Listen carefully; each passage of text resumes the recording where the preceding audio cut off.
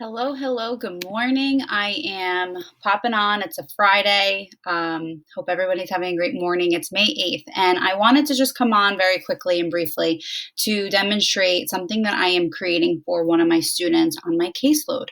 My student, Elena, is a third grader, and she has quite a few things that are, definitely making school hard. It was the situation before the pandemic and the school closing, and now the same situations are kind of elevated and amplified even more with distance learning. So I'm meeting with her later this afternoon. I'm calling it a snack and chat with Elena. So we're going to meet together through Google Meet, and I have my slides here that I'm going to present to her. So I always like to have a to do list prepared in advance so the child knows exactly what is going to take place during our time together. And the times that are listed next to the task are approximate. So I have no idea how long any of this is going to be. I've never really done something like this before. We're all in a new environment, a new boat. So, what I have planned snack and catch up for a few minutes. Then I have a section called Things That I See, Jenny sees, and wants to change for a few minutes. Things Elena sees and wants to change for a few minutes. So these are ways for her to see me modeling things that I have noticed in my experience teaching and tutoring through the pandemic from other students. And then she can reflect the same back to me. So we're having a nice back and forth conversation, and she knows it's a safe place to air out some of the things that are really not working well, things that she really dislikes. Then we're going to spend quite a few minutes to create the plan together. A plan for to-do lists, a plan for having movement incorporated throughout her day, fun, friends, me time, schoolwork time, chores, etc., etc. And then I have a Q&A at the end. So I also want students to know, well, what happens when we're all done with us sitting here and chatting and talking, and I'm expecting engagement. I'm expecting certain behaviors through the screen. So I have up here four squares. The first two in the top are positive behaviors. So I'm going to tell Elena, when you listen, you try, you stay seated, you look at the computer screen, you're smiling at me, then you get to choose the game at the end of the session that you want to play with me. But if you complain, whimper, give up, frown, then you're forfeiting that chance, and we'll just end the session, and I'll wish you well. So that's what I'm going to demonstrate to her, that this is her agenda with me. Next slide is me demonstrating that I've done this with other students, so she knows she's not alone. She has a lot of anxiety and low belief in herself. So I want her to know that she's not the only one who's struggling. So this is something that I've done with another student, where I show the expectations for myself during our sessions and the expectation for the student during our session. So Elena knows it's not just about her. I also have a slide here that I pulled from another student. Things he cannot do versus things he can do with me. So I want her to again see there are behaviors in real life and there are behaviors in the computer screen life that you cannot do. It's disrespectful, it's impolite, it's unkind. But what are the things you can do instead? For example, one of my students interrupts me a lot. And something he can do instead of interrupting me, waiting for me to finish speaking. And then he can start asking his questions. Or when I say his name and he responds, "What?" he instead can say yes.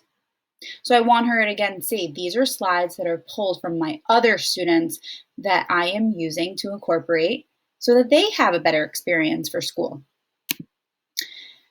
So when we finally get through all of that, this is the opportunity for her to start kind of unloading and sharing what are things that she wants to see and change. So we're going to talk and type it through.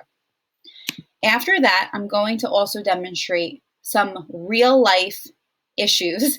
Again, real life students that I've had, I'm pulling from other examples where if then statements. So if I think mom's food is gross, according to one student, what can I do instead? It's kind of like the other slide. Instead of doing this, this is what you can do.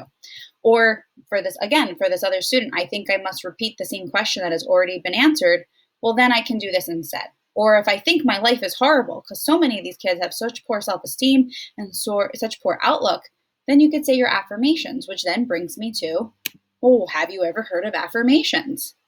And so here's an affirmation page from biglifejournal.com. I'm a huge, huge, huge fan. So in our home, we say, and then they have about 6 or 7 affirmations. I'm going to show more examples of how I use affirmations with students. I am smart. I am ready to learn. I can do it. Here's a video of me having an affirmation with one of my students. Here's a quote that I use with one of my upper level elementary school kids before every session, and how we use this visual positive affirmations for kids before our sessions to select which affirmations we believe in before we even get into our academic learning.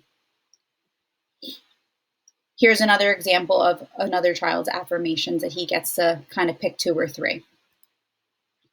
After we complete the affirmations, after we talk about real life difficult scenarios that are happening for other kids, then I think we're ready to move into the to-do list.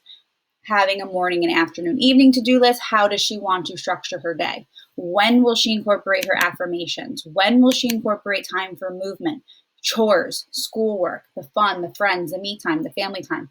Kids are now completely at home. Their parents are at home, and we need to make time for all of it, because if we ignore time for movement, if we ignore the schoolwork, if we ignore the decompression me time or the time with friends or fun, whether the friend time is 6 feet apart outside or it's through a computer screen, Snapchatting fun, appropriate things with each other, if we neglect anything, then the whole child is going to feel those effects.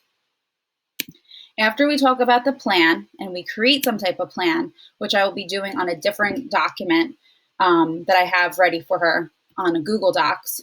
Right now I'm in Google Slides. Then I'm going to show her some activities that she might like to do in her free time. For example, again, these are all from Big Life Journal that I've saved over the last few months since I've really become a fan of them.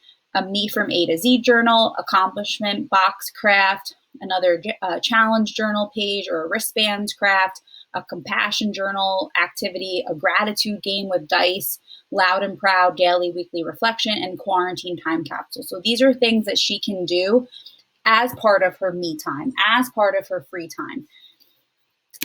And then as we end the session, I'll have her have an opportunity to ask me some questions, some Q&A.